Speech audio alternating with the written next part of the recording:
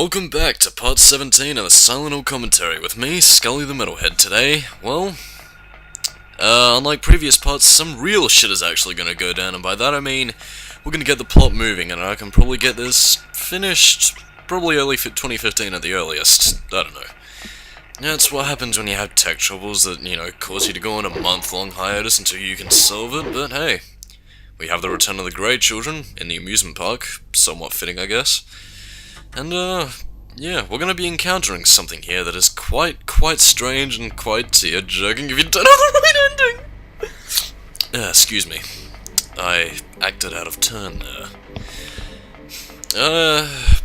I'm tempted to say it now, but I think I'll wait till we get to it. Because again, you know, I don't want to run out of things to say, which is very bad for a commentary, you know? It's, like, terrible. But, yeah, this is an area that I actually, like, I mean, I'm not gonna lie, I do kind of somewhat find myself getting lost in this area, because, like, I mean, you don't have a map, and the areas look incredibly samey with just, like, a grate, and maybe, like, either, like, an ice cream store, or a bloody, you know, oh, shit, what the hell was the name of that thing? Merry-go-round, that's it. Like, that's really all you have to navigate your way around this place. And, by the way, this area changes in Silent Hill 3 because, again, since that game's a direct continuation of this one, the area does its best to look the same, but it looks incredibly different in that game, and bleh, inconsistencies. Team Silent sucks. 0 out of 10. Would bang again. Ugh. But anyway, yeah, as you can see here, it's quite disorientating.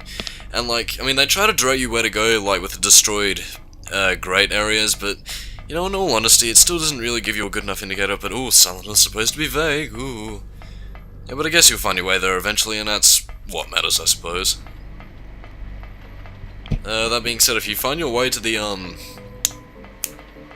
ooh, music! Oh, it's cheesy as fuck music, but hey. I think that's usually a sign of where to go. I cannot hear the music anymore, that's terrible. Oh no, wait, now I hear it. Yeah. Yeah, jeez, I hope we could hurry up. I'm tempted to use another chaos control right now. Oh, wait. The radio static is when you're getting real close to where you have to go. And, this time it doesn't just mean enemies, it means, like, you know, actual plot progression and shit. Okay, ooh. Here's where we have to be, I believe, but, first we gotta deal with this grey child. Yes. Sorry, kid, you're not tall enough to ride the roller coaster. You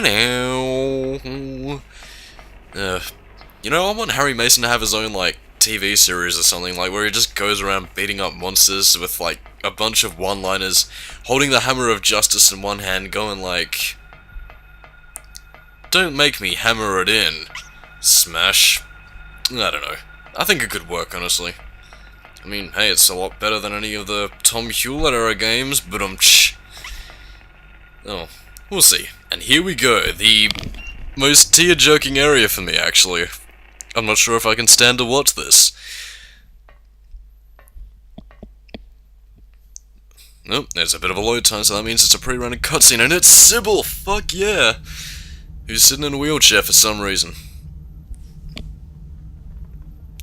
What's going on? Is Cybil going to give us a hug? Oh, this doesn't look good.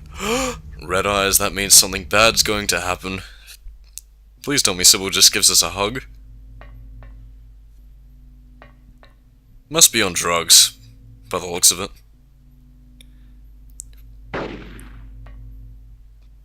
Dodge this. Ooh, dude, that was fucking gnarly, man. Like, check it out, man. That was like a complete pimp slap, and Harry just took it like a bitch. Another reason why Cybil's one of my favorite characters. I'm gonna make an instant replay of that, actually. That was cool. Now, the key to winning this fight is that if you got the Aglophidus from the hospital, you would just, you know, chuck it all over Cybil, and the parasite will die. Now, I'll probably just explain this battle right now, considering the fact that I won't be able to explain it anywhere else, is that, at this point, this really deciphers whether or not you get the good plus or bad plus endings, because if you kill Cybil, then you'll only get the good and bad endings, depending on whether or not you saved and did the Kaufman side quest or not. Cybil. And, Yeah, apparently the good ending is canon, which I disagree with, so I said fuck that, and I saved Cybil, so the good plus ending in my eyes is canon. And I don't care what anybody says, because fuck it, I like Cybil. And nobody can take that away from me. And you know, the reason I agree with this, or at least a good plus ending being the canon one, is really because of the fact that, you know, it's only through this scene that it's revealed that Cheryl isn't Harry's biological daughter, which, you know, was kind of a key essential thing to Silent Hill 3, given the fact that it's all about, you know, Heather reclaiming her memory of being Alessa, which, again, the player wouldn't have known, unless, of course, they played this ending, which, you know, they probably would have anyway, considering the fact that, you know, you need to play through all the stories in order to get, like, no, the full story, you know? It's kind of like, I don't really have an accurate comparison for it, but, you know, if you didn't play the good plus ending, then how would you have known that? Unless, of course, you didn't decided to go through another playthrough or whatever, but hey, I don't know what people thought about in 1999, they probably didn't even have any time to, like, go through alternative endings, excuse me, this is just verbal diarrhea at this point. But, anyway, it's shortly after this point where the game changes significantly, and, well, let's just say things get ball-bustingly freaky. Cheryl is my daughter. I will save her, no matter what. Fucking, you know, respect to Harry right there, man. I mean, like, that's one of the reasons why he's my favorite video game character of all time right there. Total respect, man. Excuse me. Okay, here we go, cutscene. Yeah, it's you. You're responsible for all this, you slimy little bitch. Well now, we're gonna get even. Just one thing. Have you seen a little girl?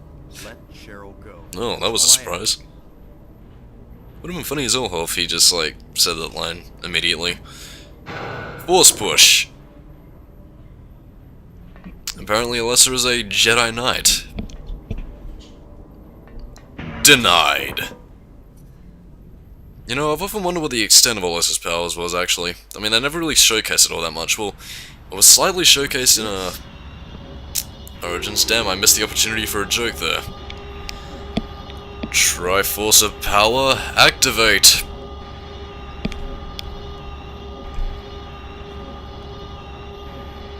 And do you not notice the flying light shooting a laser at you? Who knows? I should probably just let you watch this, because this is kind of, something. Cheryl. Give me back my daughter. We meet at last, Alessa. Dahlia Gillespie? Where's Cheryl? Where is she? Alessa. This is the end of your little game. Mama? Huh? Could she be... You've been a ghastly little pest, haven't you, Alessa? I was careless, thinking you couldn't escape from our spell. But Mommy didn't know how much you'd grown. That's why I couldn't catch you all by myself. But what a pity, yes? Now you're half indebted to this man for his help.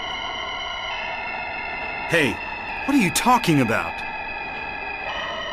Alessa, my dear little girl, there is one thing left I need you to do for me. No! Get away from me! Bad girl. Everything is ready. Let's go home.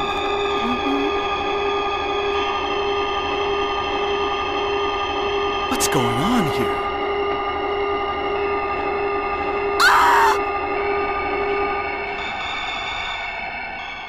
Sweet Jesus, man. Shit's hit the fan.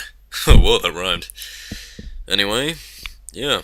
Apparently Alessa is Dahlia's daughter, which we learned earlier, but, oh, hello, Lisa. You look evil today.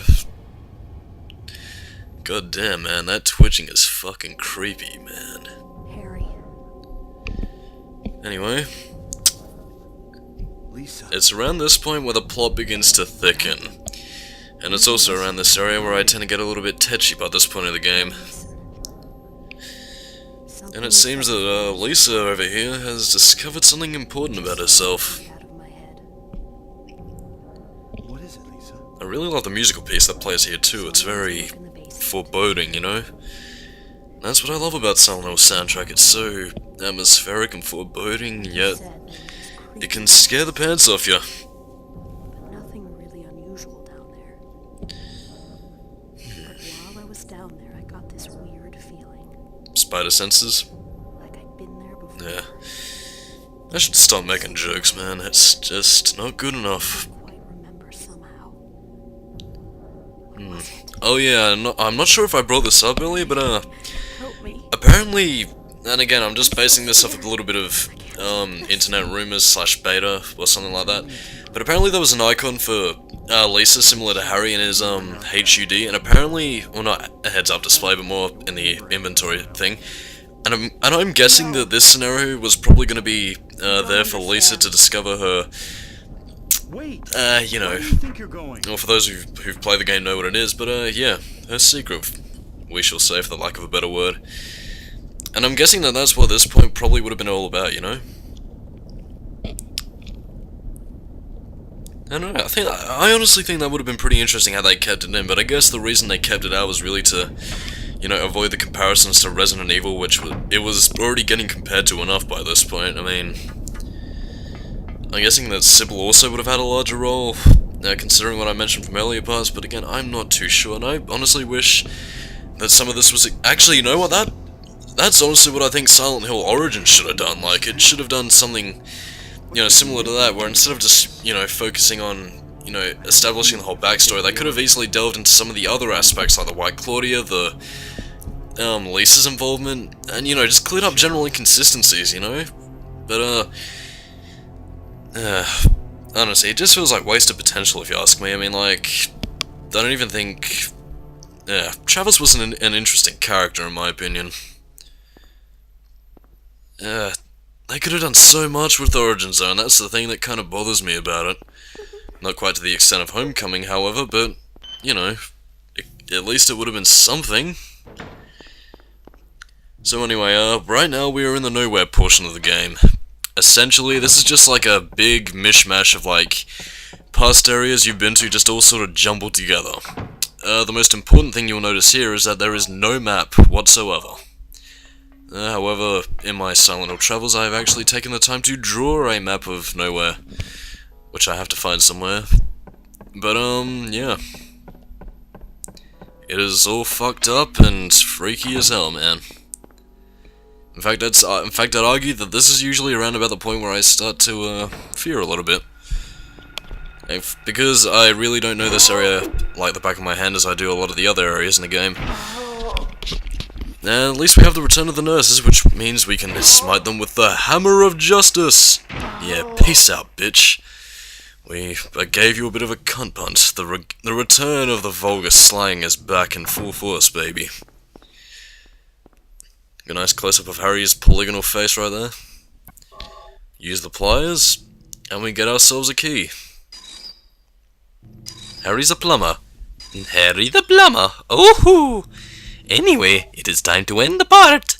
I'm a Skully, a keeping a no metal, and wahoo! Fuck, that was the worst impression ever.